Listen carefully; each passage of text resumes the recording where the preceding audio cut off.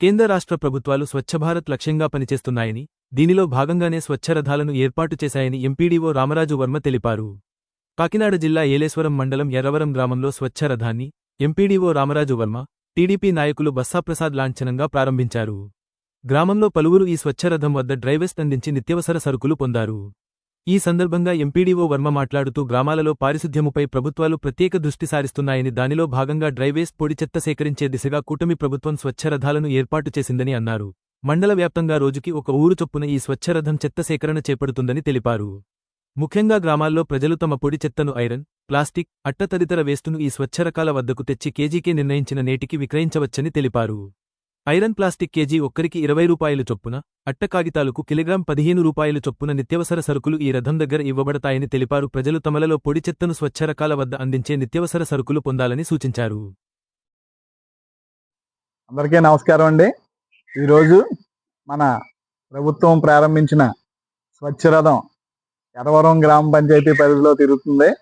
ఈ స్వచ్ఛరథం ఏం చేస్తుందంటే ప్రతి ఇంటి దగ్గర నుండి డ్రై వేస్ట్ అంటే పొడి చెత్త అంతా తీసుకుని మీకు ఉపయోగపడిన పొడి చెత్త ప్లాస్టిక్ కానీ, ఇనుము కానీ, రాగి కానీ, లేకపోతే అట్ట ముక్కలు కానీ, పేపర్ కానీ, ఏ రకమైందైనా సరే తీసుకుని మీకు కేజీకి ఇంత చొప్పున వాల్యూ ఉన్నాయి, రేట్లు ఉన్నాయి. ప్రత్యేకించి ప్లాస్టిక్ అయితే కేజీ 20 రూపాయలని, ఐరన్ అయితే 20 రూపాయలని, అట్లా అయితే 15 రూపాయలని, ఇలా ఉన్నాయి రేట్లు. ఆ రేట్ల ప్రకారం మీకు సేకరించి దానికి సరిపడా నిత్యావసర వస్తువులు మీకు ఉపయోగపడి, అంటే మీకు బయట కొనేవాళ్ళు ఎవరైనా అయితే ఏదో ముగ్గానో ఉల్లిపాయలోనో ఇస్తూ ఉంటారు.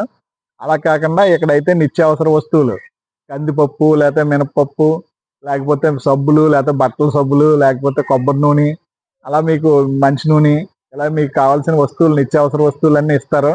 దానివల్ల ప్రజలందరికీ కూడా ఉపయోగమే, అలాగే గ్రామానికి కూడా ఉపయోగమే. ఎందుకంటే ఎక్కడికక్కడ ఈ పొడి చెత్త తెచ్చి డ్రైన్లో అయ్యి పారేస్తుంటారో, లేకపోతే రోడ్డు పక్కన అది పాడేస్తుంటారో, అది గాలికి ఎగిరి డ్రైన్లో అయ్యి పడిపోయి డ్రైన్ స్టక్ అయిపోతుంటది. అది స్టక్ అయిపోవడం వల్ల మురుగునీరు అది అక్కడ నిల్వ ఉండిపోద్ది. నిల్వ ఉండిపోవడం వల్ల దోమలని అదని వ్యాపించడం, దానివల్ల వ్యాధులు అవి రావడం ఇవన్నీ ఉంటాయి. అందుకని చెప్పి ఈ పథకం చాలా బాగా సక్సెస్ అయింది. ఆ సక్సెస్ అయిన మోడల్ మనకి స్టేట్ అంతా ఇంప్లిమెంట్ చేశారు. దాంట్లో భాగంగా మన ఎర్రవరం మండలం తరఫున మనకి వెహికల్, ఏలేశ్వరం మండలం తరఫున మనకి వెహికల్ కేటాయించడం జరిగింది. ఇది ప్రతిరోజు ఒక్కొక్క విలేజ్ తిరుగుతూ ఉంటది. ఇవాళ ఈ ఎర్రవరం గ్రామంలో తిరుగుతా ఈ చెత్త సేకరిస్తుంది. జనాల దగ్గర నుండి మంచి ఆదరణ లభిస్తుంది. ఆల్రెడీ ఇప్పుడు తెచ్చిన సామాన్ అవి కూడా నిత్యావసర వస్తువులన్నీ నిండుకున్నాయి. అలాంటి పరిస్థితి ఉంది. బాగా సక్సెస్ అయింది. ప్రజలందరూ దీన్ని ఉపయోగించుకోవాలని కోరుకుంటూ సెలవు తీసుకుంటున్నాను. Thank you.